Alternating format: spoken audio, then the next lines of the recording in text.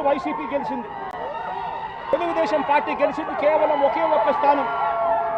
అటువంటి చోట deputy mayor post పోలీసుల ఆధ్వర్యంలో తెలుగుదేశం పార్టీ వాళ్ళు కార్పొరేటర్లను కిడ్నాప్ చేసుకొని బస్సులో నుంచి కిడ్నాప్ చేసుకొని పోయి డిప్యూటీ మేయర్లను మేమే గెలుచుకున్నామని చెప్పి వాళ్ళు ప్రకటించుకుంటా ఉంటే పోలీసులు ఏ స్థాయికి దిగజారిపోయినారు తెలుగుదేశం హయాంలో అని చెప్పడానికి ఇంకో నిదర్శనం. తుని నియోజకవర్గంలో 30 కార్పొరేటర్ల స్థానాలు 30కి 30 వైసీపీ గెలిచింది. తెలుగుదేశం పార్టీకి కనీసం ఒక్కడంటే ఒక్క అభ్యర్థి కూడా లేడు.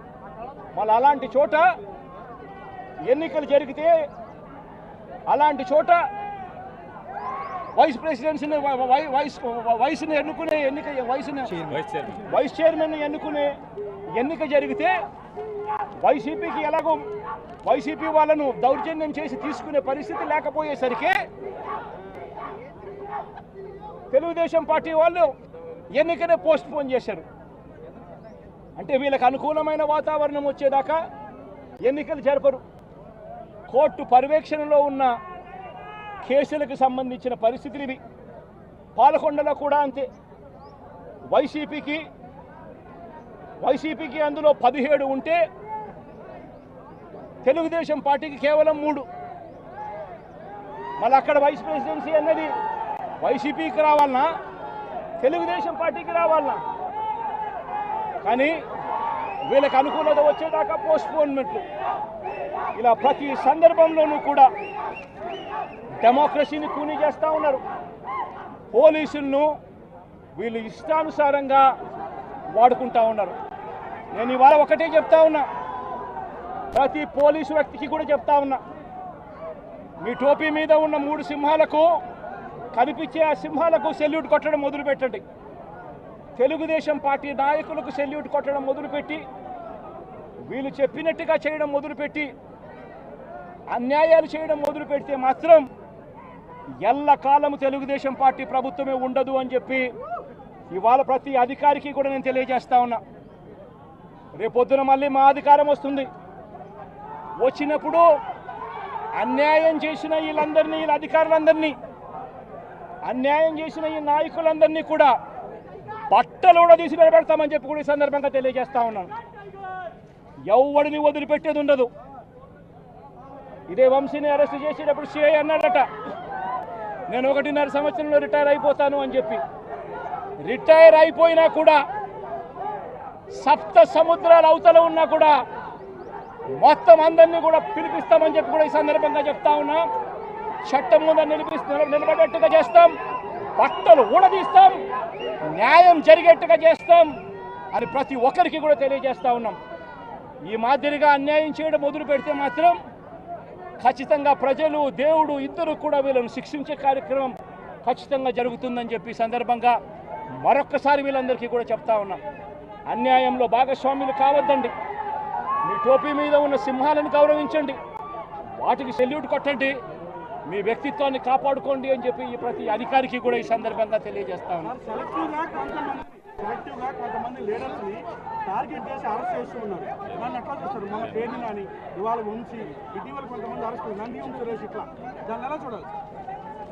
ప్రజాస్వామ్యం కూలిపోతా ఉంది అని చెప్పడానికి ఇవన్నీ నిదర్శనాలు. ప్రతి కేసు ఇల్లీగల్ కేసే.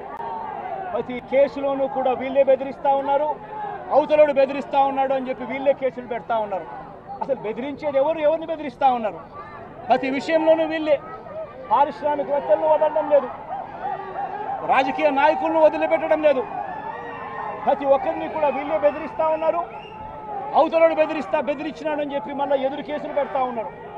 ఇవన్నీ ఊరికే పోవు, ఇవన్నీ కూడా మళ్ళీ వీళ్ళకు చుట్టుకుంటాయి. చుట్టుకున్నప్పుడు వీళ్ళ పరిస్థితి అతి దారుణంగా తయారవుతుందని మాత్రం ఖచ్చితంగా చెప్తా ఉన్నాను.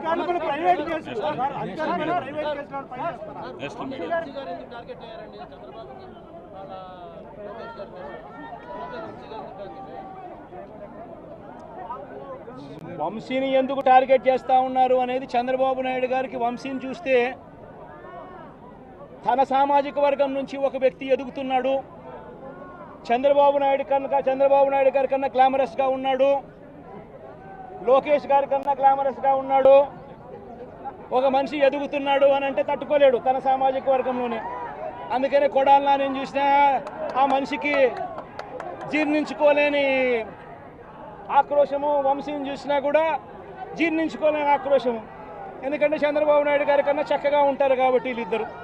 అవినాష్ కూడా పాపం ఎప్పుడో ఒకసారి టార్గెట్ అవుతాడు, ఎందుకంటే లోకేష్ కన్నా చక్కగా ఉన్నాడు కాబట్టి. ఇది చంద్రబాబు నాయుడు గారి మనస్తత్వం. ఆయన కొడుకు ఆ సామాజిక వర్గంలో వాళ్ళు మాత్రమే లీడర్లు. వాళ్ళకి ఎవరైనా పొరపాటున వాళ్ళకు అనుకూలంగా లేకపోతే సామాజిక వర్గం నుంచి వాళ్ళని వెలేయడము. ఇది చంద్రబాబు నాయుడు గారు, రామోజీరావు, ఆంధ్రజ్యోతి రాధాకృష్ణ, TV5 వీళ్ళు ముగ్గురు. నిజంగా ఇది ఒక మాఫియా రాజ్యం. చంద్రబాబు నాయుడు అనే వ్యక్తిని ముఖ్యమంత్రిగా చేయడం కోసం, చంద్రబాబు నాయుడు అనే వ్యక్తికి ఓట్లు వేయించడం కోసం ఒక మాఫియా సామ్రాజ్యం వీళ్ళంతా.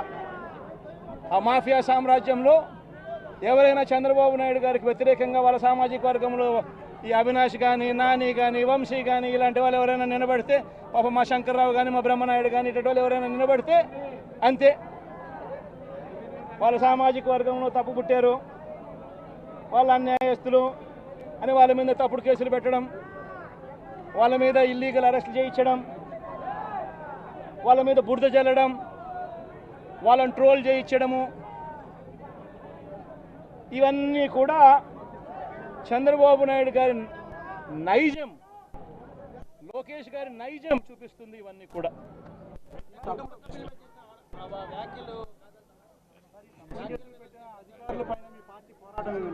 In fact few words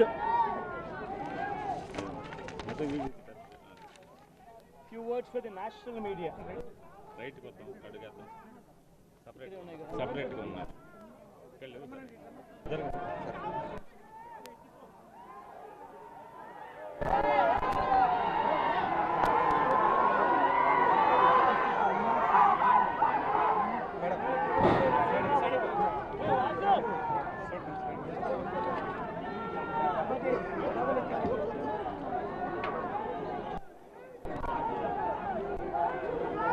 మాట్లాడబోతున్నారు. Jaganmohan Reddy ఎటువంటి అంశాలు ఇక్కడ మాట్లాడతారనే అంశాలు అయితే మనం చాలా స్పష్టంగా చూస్తున్నామని చెప్పొచ్చు. జగన్మోహన్ రెడ్డి ప్రస్తుతం ఇక్కడికి వచ్చారు. మనం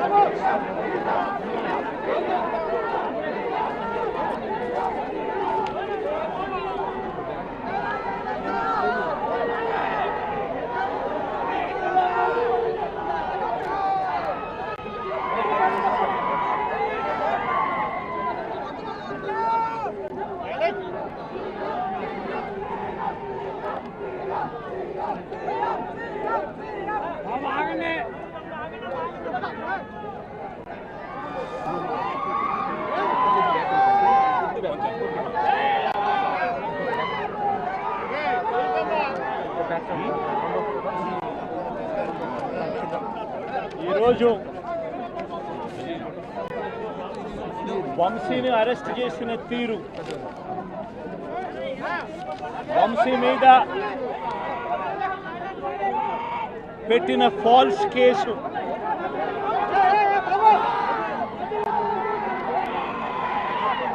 నిజంగా రాష్ట్రంలో దిగజారిపోయిన లా అండ్ ఆర్డర్ను